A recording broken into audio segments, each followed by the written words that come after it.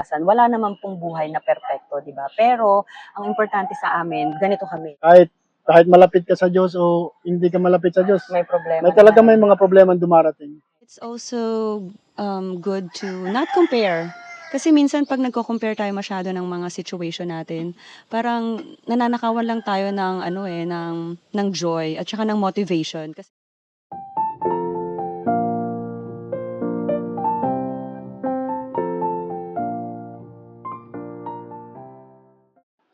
Welcome back to our channel. First of all, thank you ulit sa lahat ng inyong questions, kind messages, at sa magandang pagtanggap ninyo sa amin at sa journey namin dito sa Philippines. We truly appreciate it. And before we continue, gusto lang namin magbigay ng kaunting context sa isa sa mga questions na sasagutin namin today. Particularly tungkol sa kung paano nagkaroon ng opportunity at financial freedom si Hubby para ma-pursue ang dream niyang mag-retire at magsimula ng farm life dito sa Pilipinas.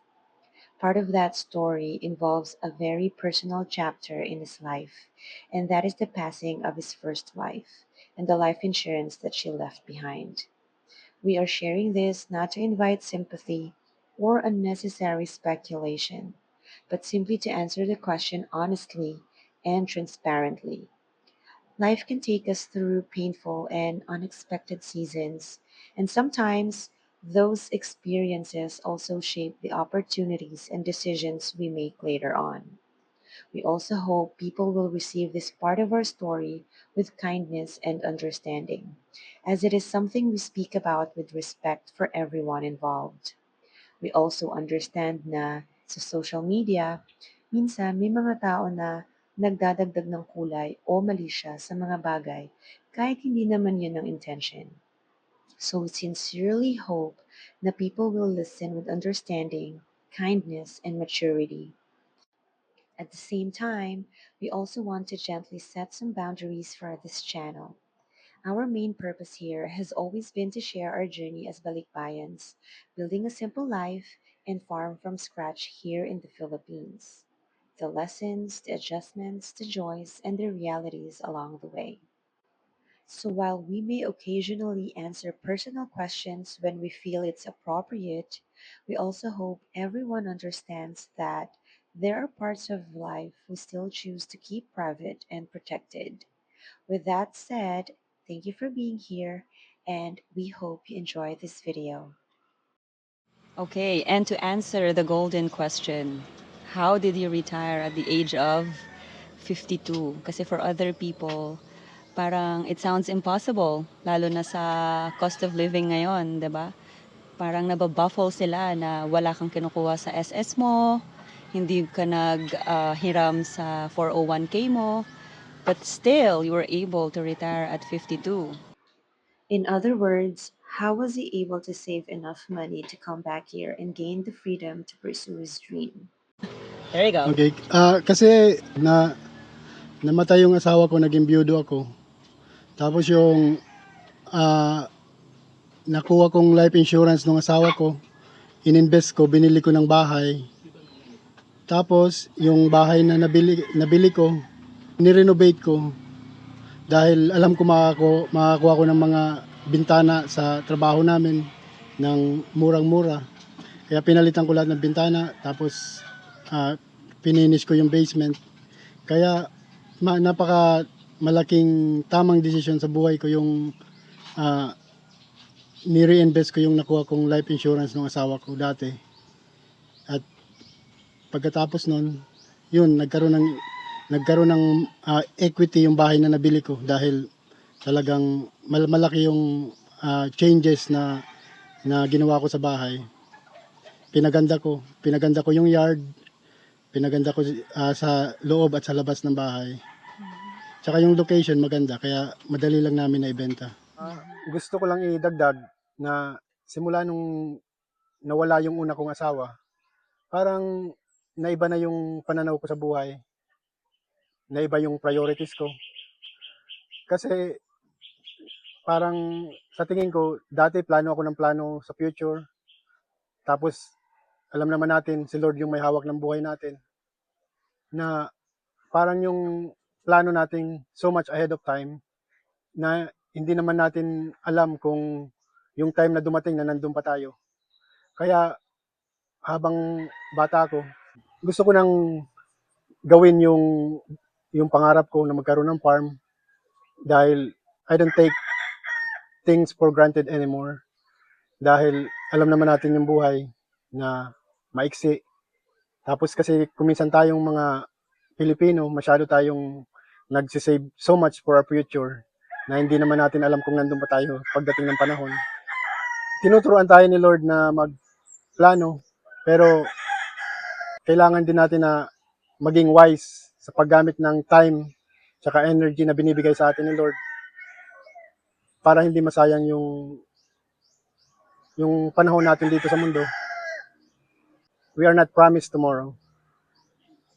Yun lang. Iba din talaga kapag marunong kang humawak ng pera, 'di ba? Yung alam mo kung saan mo dadalhin yung pera mo, 'di ba? Kasi yung iba pwedeng magwaldas na lang ng pera pag nakakakuha ng malaki, 'di ba? Pero siya dahil nga mas priority niya yung pag-uwi dito na matupad yung pangarap niya na magkaroon ng sariling farm, well, ayun, naging wise siya sa kanyang paggamit ng pera. Konting ano lang, talagang mag-i-invest ka ng time. Tsaka maraming mga YouTube videos akong pinanood. Kasi parang hindi naman ako handyman. May knowledge lang ako. Nanood lang ako ng mga YouTube videos, how to finish your basement. Kaya malaking tulong sa akin yun. Na hindi na ako nag-hire ng professional people na kasi alam nyo naman yung labor sa Amerika pag mag-hire ka, masyadong mahal. Kaya karamihan na kaya ko, ako na lang gumagawa. Paminsan-minsan, nagpapatulong din siya sa friends niya. Naalala ko, parang may nabasa akong comment kung nag-attend ba daw tayo ng seminar about this, like pag-raise ng animals and all. Pero lahat lang po ng ito ay sa YouTube University. Yes. Marami akong mga knowledge na natutunan tungkol pag-raise ng kahit nasa Amerika pa kami. Nanonood kami ng mga YouTube videos how to raise animals.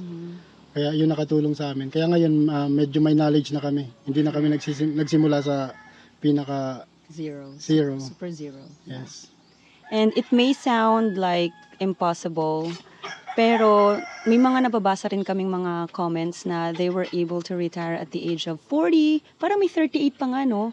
So, pag talaga may magandang plano at may magandang execution, I think magkakaroon naman ng fruition yung mga dreams ninyo eh. At saka, like we said, iba-iba tayo ng journey, iba-iba ng circumstances, ng path, 'di ba? Ito yung sa kanya, ito yung sa amin. So, I guess it's also good to not compare. Kasi minsan pag nagko-compare tayo masyado ng mga situation natin, parang nananakawan lang tayo ng ng joy at saka ng motivation. Kasi baka pag narinig nyo, ay, kaya naman pala siya nagkaipon. Baka mawalan na kayo ng loob. Take heart. I mean, take every opportunity pa rin na darating sa inyo. Tsaka yung, kung ano yung meron kayo, for sure, meron at meron din dyang, alam mo, may itatabi para sa future dream. Pag talagang ginusto natin. Sabi nga, di ba, kapag ginusto, may paraan. Kapag ayaw, maraming Pera. maraming dahilan. Ano ba yan? Hindi tayo nag-jive dun sa part na yan. Okay, oh. Yun lang. Yeah, yun lang. Yeah, parang basta natutuwa lang kami kasi parang simula din ng lumipat nga kami dito, everything just fall into place, you know. Hindi naman namin hiningi na magkaroon kami ng barbershop, pero 'di ba sabi namin dun sa sabi namin kanina, para bang si Lord na yung nag-ano sa amin na, oh, ito na yung barbershop. Yeah, follow God's lead, 'di ba? Amen to that. Here's the second half of our answer from our previous video with regards to taking care of our health instead of worrying so much about insurance. Gusto po pala naming idagdag na simula nung nandito kami sa Pilipinas, ano nangyari, Motmot? Gumanda yung pakiramdam ko. Kasi ang kagandahan dito sa Philippines, kahit hindi ako gumagalaw, pag naiinitan ako talagang pinapawisan ka. Para may sauna, no? O parang masarap ang pakiramdam Sarap ng na hangin. pinapawisan ka. Tapos, kunting galaw mo, talagang tagaktak yung pawis ko. Talagang masaya ako dahil pag pinapawisan ako, talagang iba yung pakiramdam eh. Very active siya dito sa farm. Dami niyang ginagawa ng ano. So, ako naman nag-miracle miles with my nanay sa bahay. Tapos dito meron din kaming dalawang caretaker pero hindi ko hindi ko inuutos sa lahat.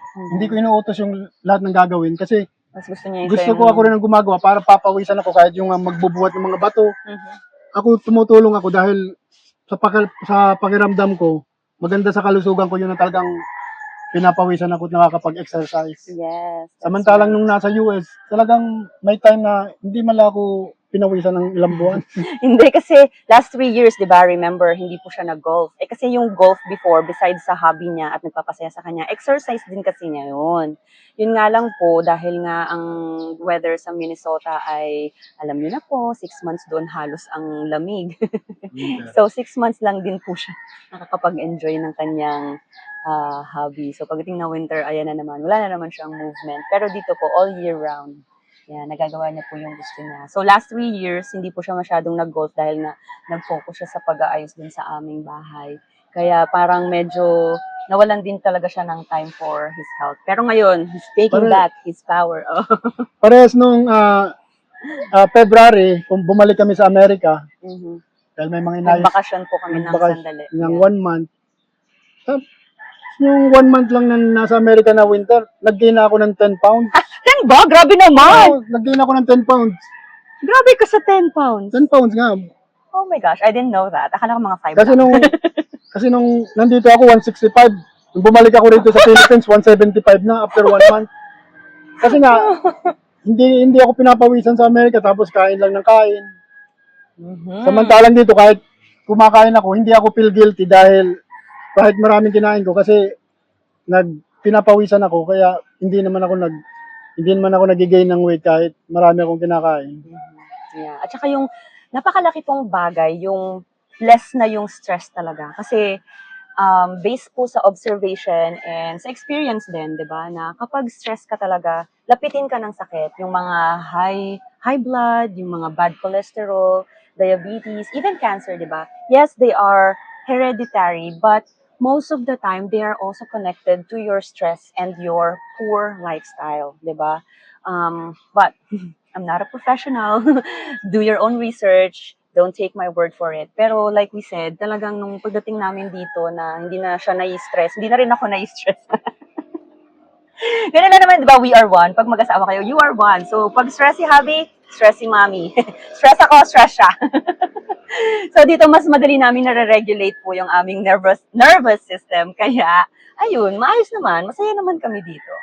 Siyempre, yung mga maliit lang na mga problema, hindi naman po yan maiiwasan. Wala naman pong buhay na perpekto, di ba? Pero, ang importante sa amin, ganito kami. We are one. We are one. Nagtutulungan talaga kami. Tsaka yung sa experience ko lang na syempre nagkakaedad na rin ako, yung problema talaga constant na dumarating yan.